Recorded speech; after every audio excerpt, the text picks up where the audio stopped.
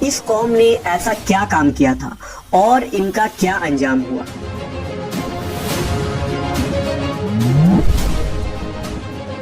حضرت لوط علیہ السلام اللہ کے ایک برگزیدہ نبی تھے۔ آپ کے والد کا نام ہاران تھا جو تاریخ کے بیٹے تھے۔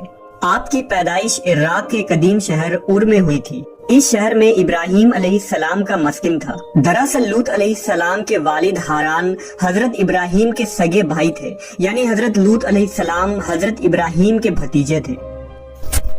چونکہ حضرت لوط علیہ السلام کے والد ان کے بچپن میں ہی انتقال کر چکے تھے، لہذا حضرت لوط کو حضرت ابراہیم نے بیٹا بنا کر پالا تھا۔ آپ حضرت ابراہیم پر سب سے پہلے ایمان لانے والوں میں شامل ہیں۔ آپ حضرت ابراہیم کے زمانے میں اہل سدوم کی رہنمائی کے لیے نبوت کے منصب پر فائز ہوئے۔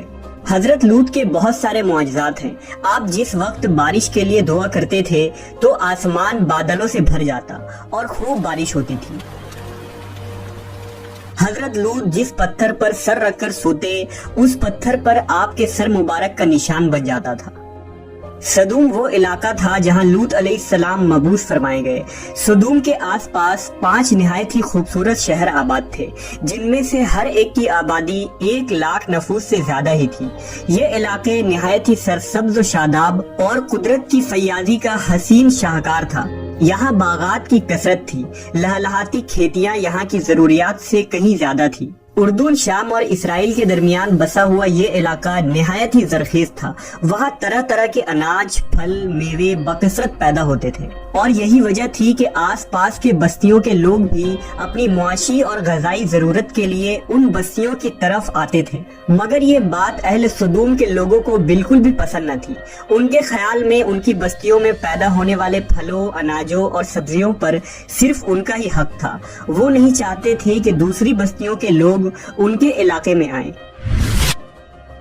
ایک دن سدوم کے لوگ اس بات پر غور و فکر کر رہے تھے کہ باہر سے آنے والے لوگوں کو یہاں آنے سے آخر کیسے روکا جائے، کہ ابلیس ایک بزرگ کی شکل میں ان کے محفل میں آیا اور کہا، اگر تم ان سے پیچھا چھڑانا چاہتے ہو تو میرے کہنے پر عمل کرو۔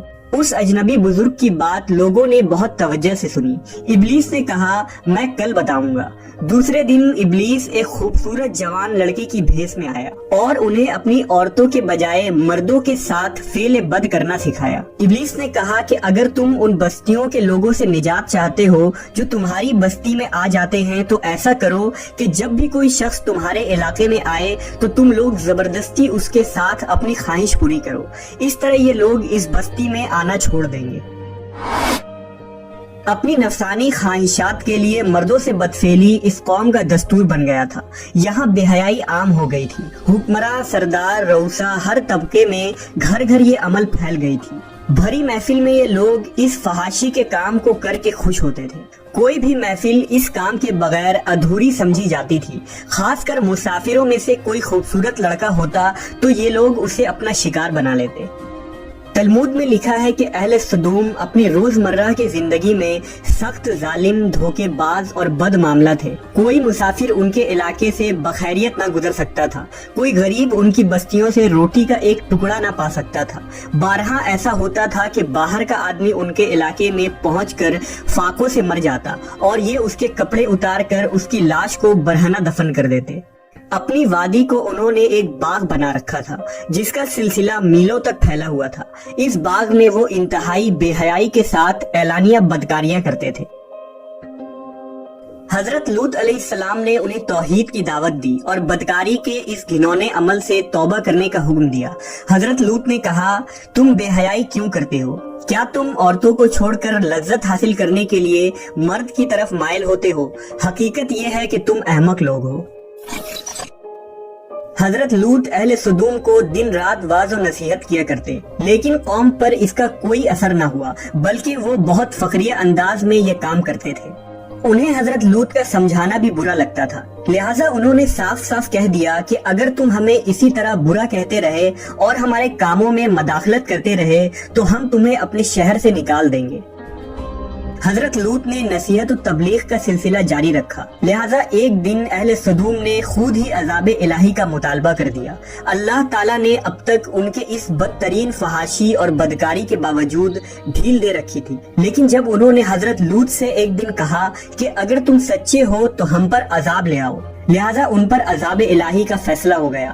اللہ نے اپنے خاص فرشتوں کو دنیا کی طرف روانہ کر دیا۔ یہ فرشتے دراصل حضرت جبرائیل، میکائیل اور اسرافیل علیہ السلام تھے۔ پھر یہ فرشتے حضرت لوط علیہ السلام کے گھر تشریف لے آئے۔ حضرت لوط نے جب ان خوبصورت نوعمر لڑکوں کو دیکھا تو سخت گھبراہٹ اور پریشانی میں مبتلا ہو گئے۔ انہیں یہ خطرہ محسوس ہوا کہ اگر ان کے قوم کے لوگوں نے انہیں دیکھ لیا تو نہ جانے وہ ان کے ساتھ کیا سلوک کریں گے۔ حضرت لوط کی بیوی کا نام وائلہ تھا، اس نے آپ پر ایمان نہ لایا تھا اور وہ دراصل منافقہ تھی، وہ کافروں کے ساتھ تھی، لہٰذا اس نے جا کر اہل سدوم کو یہ خبر دے دی کہ لوط کے گھر نوجوان لڑکے مہمان ٹھہرے ہوئے ہیں۔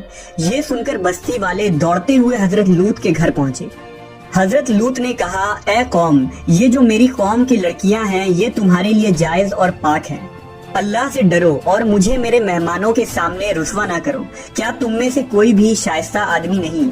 حضرت لوط کی بات سن کر وہ لوگ بولے، تم بخوبی واقف ہو کہ ہمیں تمہاری بیٹیوں سے کوئی حاجت نہیں، اور جو ہماری اصل چاہت ہے اس سے تم بخوبی واقف ہو۔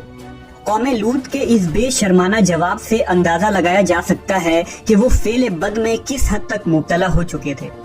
جب حضرت لوط علیہ السلام کی قوم ان کے گھر کی طرف دوڑتی ہوئی آئی تو حضرت لوط نے گھر کے دروازے بند کر دیے اور ان نوجوانوں کو ایک کمرے میں چھپا دیا۔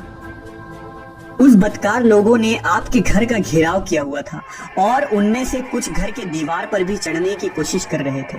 حضرت لوط اپنے مہمانوں کی عزت کے خیال سے بہت زیادہ گھبرائے ہوئے تھے۔ فرشتے یہ سب منظر دیکھ رہے تھے۔ جب انہوں نے حضرت لوط علیہ السلام کی بے بسی اور پریشانی کا یہ عالم دیکھا تو حقیقت سے پردہ اٹھاتے ہوئے یوں فرمایا، اے لوط، ہم تمہارے رب کے بھیجے ہوئے فرشتے ہیں، یہ لوگ ہرگز تم تک نہیں پہنچ سکیں گے۔ ابھی کچھ رات باقی ہے تو اپنے گھر والوں کو لے کر چل دو اور تم میں سے کوئی شخص پیچھے مڑ کر نہ دیکھے۔ اہل سدوم حضرت لوط کے گھر کا دروازہ توڑنے پر بضد تھے، لہذا حضرت جبرائیل علیہ السلام نے گھر سے باہر نکل کر اپنے پر کا ایک کونا انہیں مارا، جس سے ان سب کی آنکھوں کے ڈھیلے باہر نکل آئے اور بصارت زائل ہو گئی۔ یہ خاص عذاب ان لوگوں کو پہنچا جو حضرت لوط کے پاس بد نیتی سے آئے تھے۔ حضرت لوط علیہ السلام حقیقت حال جان کر مطمئن ہو گئے اور اپنے گھر والوں کے ساتھ رات ہی کو نکل کھڑے ہوئے۔ بیوی بھی ان کے ساتھ تھی، لیکن کچھ دور جا کر وہ واپس اپنے قوم کی طرف پلٹ گئی اور قوم کے ساتھ جہنم رسید ہو گئی۔ صبح کا آغاز ہوا تو اللہ کے حکم سے حضرت جبرائیل نے بستی کو اپنے پر سے اکھاڑ دیا اور پھر اپنے بازو پر رکھ کر آسمان پر چڑھ گئے، یہاں تک کہ آسمان والوں نے بستی کے کتے کے بھونکنے اور مرغوں کے بولنے کی آوازیں سنی۔ پھر اس بستی کو زمین پر دے مارا، جس کے بعد ان پر پتھروں کی بارش ہوئی۔ ہر پتھر پر مرنے والوں کا نام لکھا ہوا تھا۔ جب یہ پتھر ان کو لگتے تو سر پاش پاش ہو جاتے۔ صبح سویرے شروع ہونے والا یہ عذاب اشراق تک پوری بستی کو نیست و نابود کر چکا تھا۔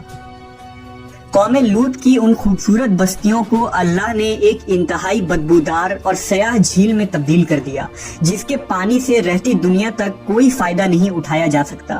سمندر کے اس خاص حصے میں کوئی جاندار، مچھلی، میڈک وغیرہ زندہ نہیں رہ سکتے، اس لیے اسے ڈیڈ سی یعنی بحر مردار کہا جاتا ہے، جو اسرائیل اور اردن کے درمیان واقع ہے۔ ماہرین آثار نے 10 سالوں کی تحقیق و جستجو کے بعد اس تباہ شدہ شہر کو دریافت کیا تھا۔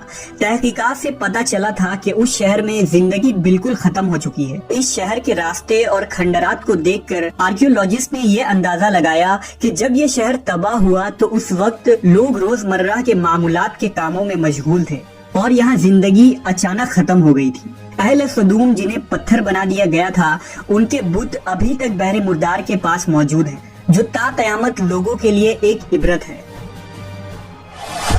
آج یورپی ممالک میں انسانی آزادی کے نام پر اس بدکاری کی اجازت دی جاتی ہے اور اس فحش عمل کو فخر سمجھا جاتا ہے، مگر حقیقت یہ ہے کہ ہم جنس پرستی بالکل فطرت کے خلاف ہے، جس سے انسانی معاشرہ تباہ و برباد ہو جاتا ہے۔ روایتوں کے مطابق ایک مرتبہ حضرت سلیمان علیہ السلام نے شیطان سے پوچھا کہ اللہ کے نزدیک سب سے بدترین عمل کیا ہے؟ ابلیس بولا، جب مرد مرد سے بدفعلی کرے اور عورت عورت سے خواہش پوری کرے۔ حضرت ابن عباس سے روایت ہے کہ رسول اللہ صلی اللہ علیہ وسلم نے فرمایا کہ اس شخص پر اللہ پاک کی لعنت ہو جو قوم لوط والا عمل کرے۔